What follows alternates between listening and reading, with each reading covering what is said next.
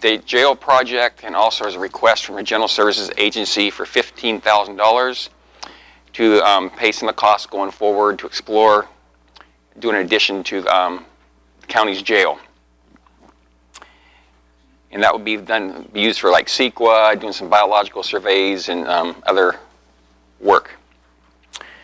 Next item the board met on was General Services Administration. This was discussion and possible action in relation to sending a letter to the state Board of State Corrections and Community Corrections relative to asking for revisions to SB 863.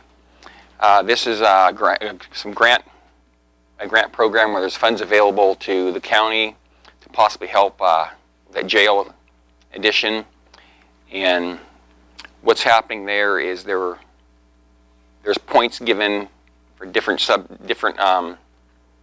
parts of the grant, and the Corrections Board had said anybody that had originally applied for a grant and had received grant funding and then turned that funding back because they couldn't utilize it would only get two out of 4 points. We were asking to be allowed to get a total of 4 points because we did not spend any of that money. We could not utilize that money. So we were asking for the board to give us that allowance. We also had an update from Tuolumne County on how their jail facility and especially their juvenile facility is coming along. Years back, Tuolumne, Calaveras, and Amador had signed an MOU to work cooperatively in building a new juvenile facility. And I think the intent with Amador County is to possibly, sometime in the future, send our juvenile youth offenders to that facility under contract with Tuolumne County. Because it's really expensive to build a facility, and this way here we can help Tuolumne County with some of their costs and help Amador at the same time, because we don't have to build a facility. We can put children in theirs. Also, we met on item number 9. This is a wild and scenic study cost commitment. There was a request from UMRA, that's Upper McCollum River Watershed Authority, to its members to help pay for the cost of AB 142 if needed, if the state would not fund the whole cost of AB 142, that UMRA members would put funding towards meeting that cost. And it was quite a lively discussion. AB 142 originally was supported by Amador County Board of Supervisors, and that was some legislation put forth by Assemblymember Bigelow. I think the original legislation was quite good. The intent was good. Foothill Conservancy and some other groups asked for some amendments to that legislation, and it appeared that legislation would probably not go forward. The chairman of that committee had made it pretty clear he would not allow it to pass through without those amendments. Those amendments were done. I think overall, as a whole, this Board of Supervisors believed those amendments would be detrimental to our efforts to stop wild and scenic.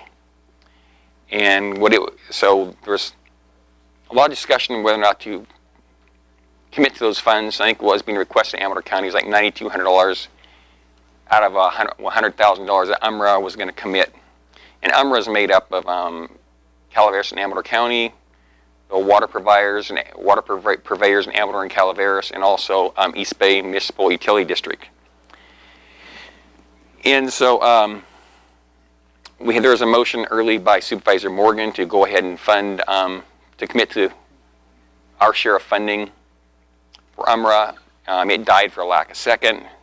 Then there was more discussion. Kind of came down, the board said, unless AB 142 has some of those amendments are removed and there's some major modifications done, we doubt we can support AB 142 as in its amended form. I would like to say I do thank Assemblymember Bigelow for bringing AB 142 forth. The first version was a very good version.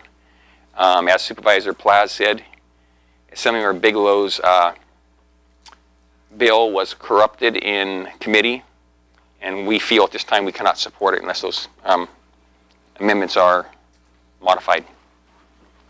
Next, we met item number 10, CAL FIRE Fuels Reduction Grant. What this is there's some local foresters, John Heisenbuttel, Jan Bray, John Hoffman, and Tom Lowry. They have put forth a proposal under CAL FIRE's greenhouse gas reduction program. And this goes back to like all the programs to reduce greenhouse gases in California, and it's making grants available to local nonprofits and also to government agencies to acquire grants. And what those grants are for is like thinnings alongside roads and fire breaks alongside roads, about 30 feet beyond the edge of the road each direction, so roughly a total of 80-foot fire break. And those foresters have worked real hard preparing this grant, and they're asking for approximately $500,000 to $700,000. And the roads they're looking at, if they're successful, the roads they're looking at doing fire breaks on would be like Shake Ridge Road, Clinton Road, Butte Mountain Cutoff, Taboo Road, Loopy Road, Silver Drive, Carson Drive, Pioneer Creek Road, Buckhorn Ridge Road, and Charleston Road. And the board had some discussion, whether to support that. If they did support this grant proposal, would there be any cost to the county? And what those costs would be. The board voted to go ahead with that. Go ahead and support that grant proposal. Also met on going back to the AB 142. The board took no action, which meant effectively the board said we would take no action unless AB 142 is modified to be more to the board's liking. At that time, we would consider funding it. Also, General. Okay, well, thank you, and have a good day. The segment you just watched and all of TSPN's programming is now